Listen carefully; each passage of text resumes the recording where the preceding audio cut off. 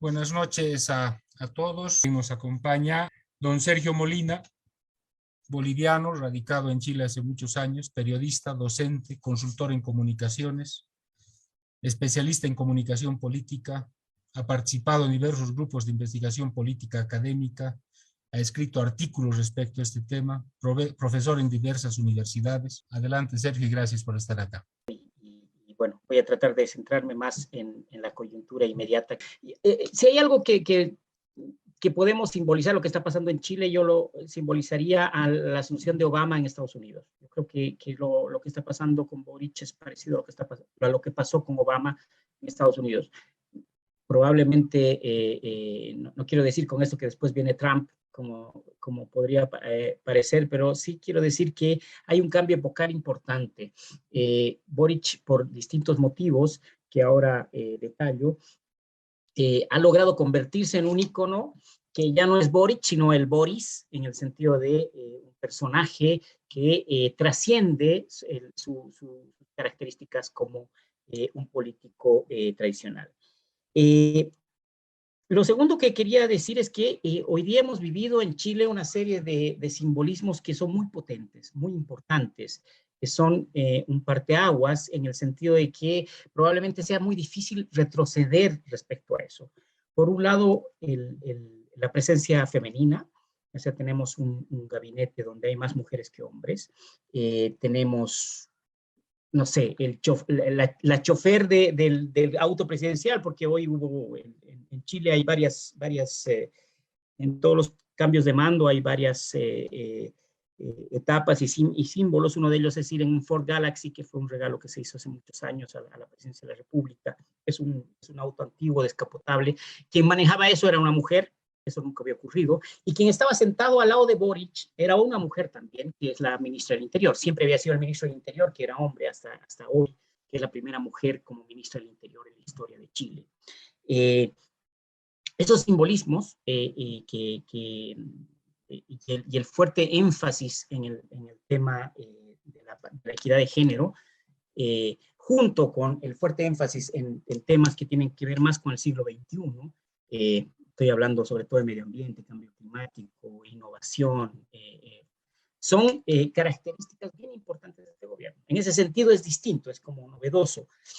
Y eso se traduce y se simboliza, y yo quisiera que parece algo menor, pero en la forma en la cual los jóvenes, los niños y las mujeres se acercan a este gobierno. O sea, lo que ha logrado estos días o estos meses de esta Boricmanía o Borichmanía es la posibilidad de un acercamiento mucho más de la ciudadanía en eso. Y eso se refleja en la cantidad infinita de dibujos, de regalos, de niños acercándose a él. Yo lo pongo esto como símbolo porque creo que muestra cómo ha logrado acortar la distancia tradicional que había entre los políticos y esto es súper relevante, estos símbolos y estas rupturas que han ocurrido en estos días. Ruptura es que Boric no tenga corbata. Si se dan cuenta, él no estaba con corbata. Esto se simboliza a lo que hizo Salvador Allende. Allende asumió la presidencia de la República como con traje y corbata. Hasta ese momento, todos los presidentes de Chile habían asumido la presidencia con frac. No se olviden que estamos hablando de la década antes de la década de los 70. Y el hecho de que hubiera estado solamente con corbata y no con frac fue un momento importante en ese entonces. El hecho de que hoy Boric no asuma con corbata, sino sin corbata, con traje solamente, también es relevante. Estos símbolos, veremos qué pasa en el futuro. Obviamente la política es muy compleja y muy ingrata, pero muestran que hay una relación y una luna de miel, que veremos cuánto dura, que importante entre esta sensación y necesidad de esperanza de la sociedad chilena, y que Boric simboliza con claridad.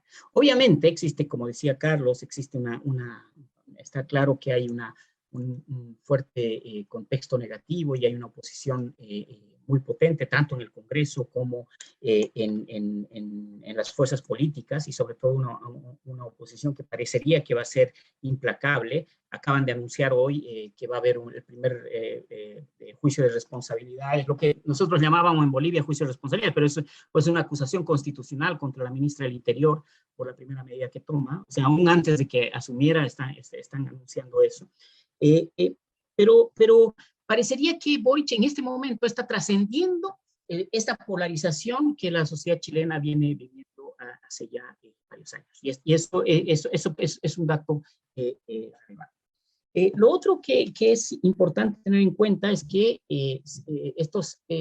Boric responde a una coalición de gobierno que resume dos grandes partidos. Uno es el Frente Amplio, que es el frente de distintos partidos, al cual pertenece, uno de ellos al cual pertenece él, y el Partido Comunista. Entonces, estamos viviendo hoy el ingreso del Partido Comunista al gobierno, en calidad de socio importante del gobierno.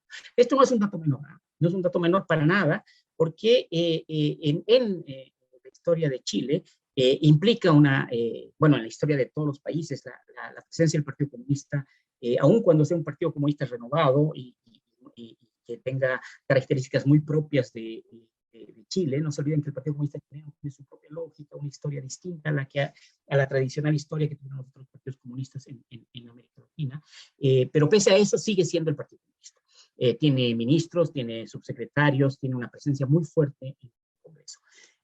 Un Partido Comunista que tiene dos caras. Una es la cara de Camila Vallejo. O sea, si ustedes ven Camila Vallejo, una mujer muy exitosa en la política, diputada y ahora ministra vocera de gobierno, muy sólida en su formación y en la forma en la cual ha tenido su desempeño profesional, pero también es el Partido Comunista de otros sectores, sobre todo de sectores más viejos del Partido Comunista, que siguen representando un estalinismo más bien anticuado y que aún plantean la posibilidad de una revolución socialista en el sentido más clásico.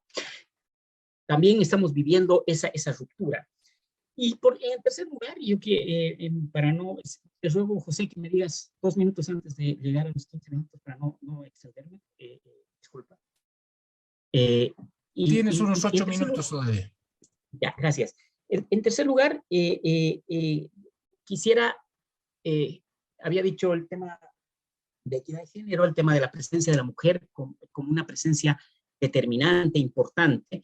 En un momento en Chile, hago un paréntesis, hay dos hechos relevantes. Uno, que en la Convención Constitucional aprobaron el aborto como posibilidad de que esté incluido en la Constitución, en la futura Constitución, eso es un tema. Segundo, un movimiento feminista con una presencia muy poderosa en Chile. Yo creo que ese es un dato muy relevante para entender lo que está pasando en Chile.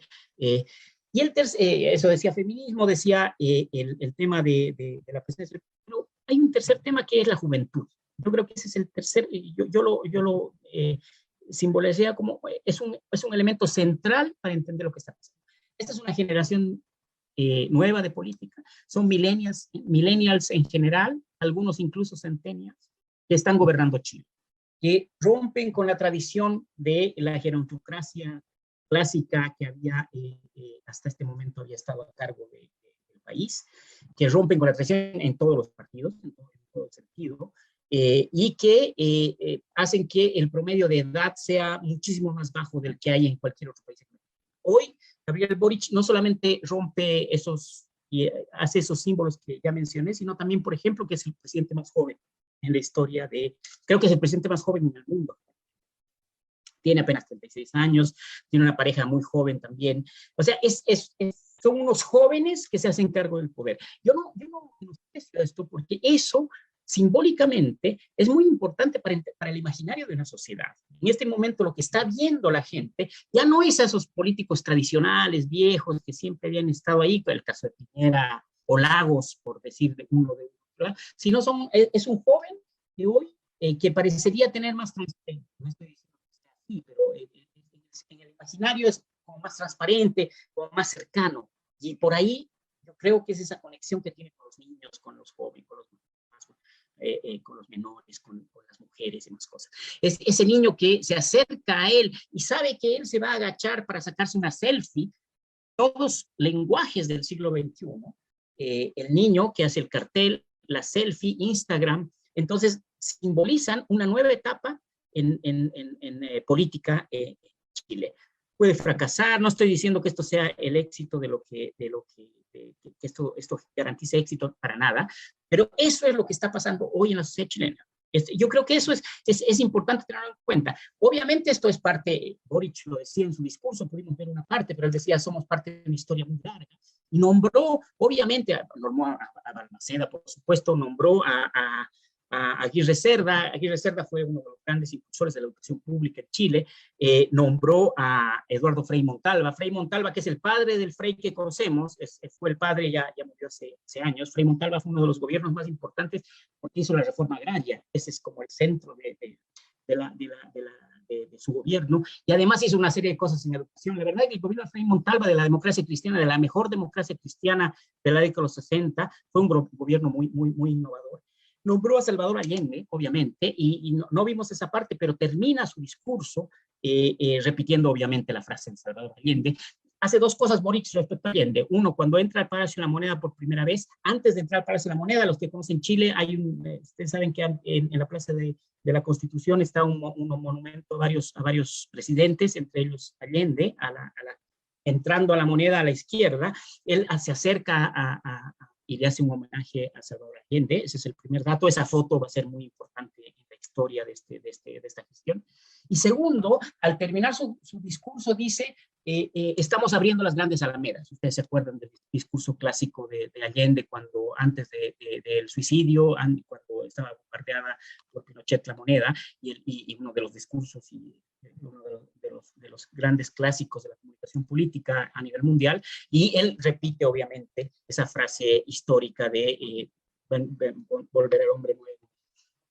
Esta es la simbología de la que se está dotando el gobierno. Por un lado, la historia larga de Chile, o sea, no somos fundadores, acuérdense que eso es lo que dice, no estamos refundando Chile. Eso es bien importante porque en general en América Latina ha habido siempre, los gobiernos entran como si fueran, como si todo empezara en el momento en el cual asumen, como si la historia empezara en ese momento, se inserta, y eso yo creo que reivindicaría, lo que más reivindicaría del discurso de Boric, de lo que vamos a escuchar, es que se inserta en la historia larga del progresismo en Chile, ¿verdad? O sea, el progresismo en Chile tiene esa historia, y esa historia está simbolizada en estos personajes, y Boric hace mucho énfasis en eso, incluso cita a Michelle Bachelet. Uno diría que Michelle Bachelet es como pero en el fondo está diciendo, yo también soy heredero de eso. A mí me parece que eso es muy relevante. No es, incluso a ojos de mucha gente de su coalición, es un discurso que no les gusta mucho, porque es una coalición que quiere desprenderse, o sea, sobre todo el sector más de izquierda, se quiere desprender de lo que significa lo que ha sido la concertación, lo que hemos conocido como los gobiernos democráticos en Chile, y que asocian con el neoliberalismo, ¿verdad? O sea, no voy a entrar en esa discusión, pero hay una discusión muy fuerte respecto a la ruptura de una concertación que, si bien retornó a la democracia, no fue capaz de hacer una ruptura con la Constitución y con las leyes y con el sistema político instaurado en la dictadura. Esa es la discusión que explota de forma violenta en el estallido social del 2020, ¿verdad? El estallido social es como una ruptura con esa concertación, y sin embargo Boric hoy habla de continuidad con esa concertación. Nombra a Elwin, que obviamente es el gran artífice de la transición, y por otro lado nombra a Bachelet, ¿verdad? Que son los dos grandes polos. No nombra a Lagos, ni nombra a Frei, que son los otros dos presidentes, Frei el hijo, no Frei Montalva, sino Frei hijo, que son los otros dos presidentes democráticos que hay, pero vale la pena tener en cuenta esa simbología.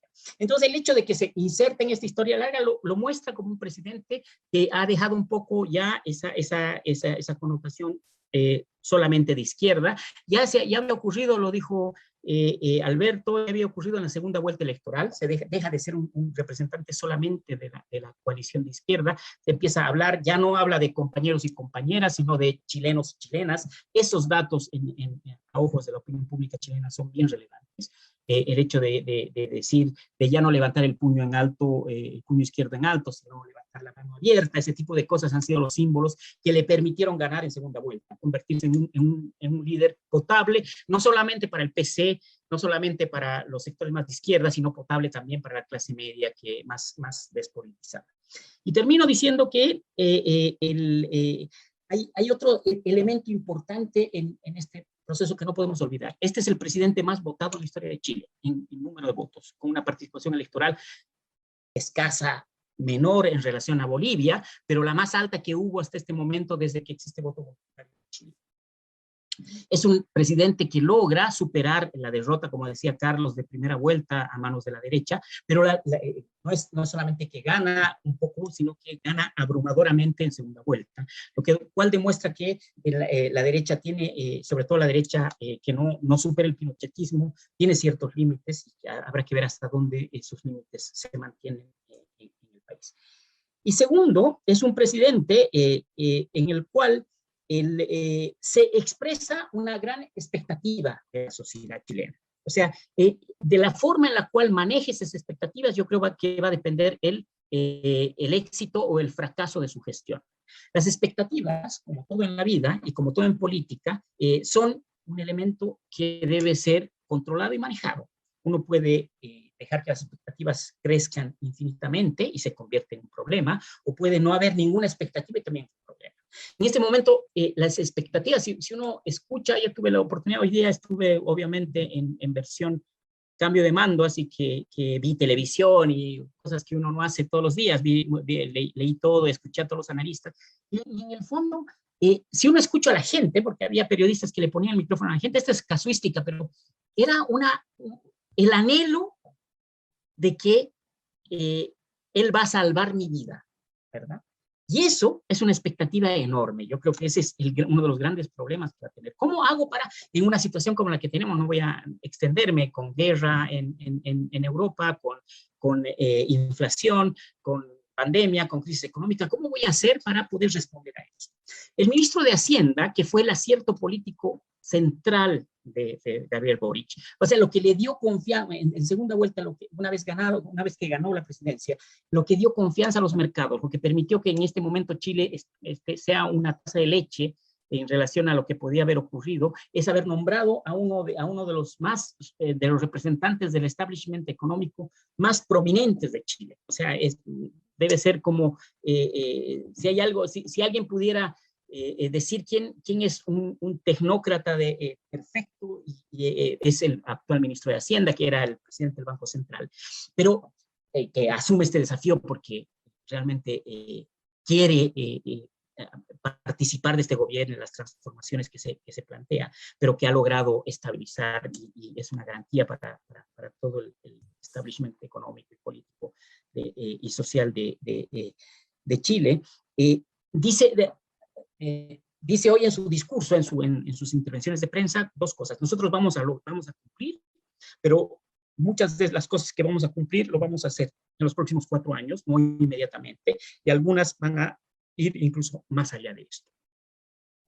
Creo que es de la forma en la cual va a manejar esto, en el sentido de manejar las expectativas respecto a no se olviden que hay 3 o 4 promesas que son muy importantes. El programa de gobierno de Boric es bien sólido, yo se lo recomiendo, es corto, hay varios resúmenes que se pueden leer, pero como las promesas importantes son, por un lado, las grandes reformas que va a ser casi inmediata, una reforma a las pensiones, que eso es imprescindible en Chile, o sea, Chile necesita reformar sus pensiones, porque ahí hay un problema que va más allá de cualquier coyuntura política, es un problema estructural que tiene Chile, y eso hay que ver cómo se maneja, pero además tiene promesas muy concretas como aumentar el salario mínimo a 500,000 pesos y, segundo, disminuir la jornada laboral a 40 horas. No se olviden que hoy la jornada laboral son 45 horas, o sea, disminuir un día. El sábado que se trabaja, el sábado es laborable en Chile, como en Bolivia y como en muchos países, sería disminuir eso y que lo laboral sea solamente de lunes a viernes durante 40 horas.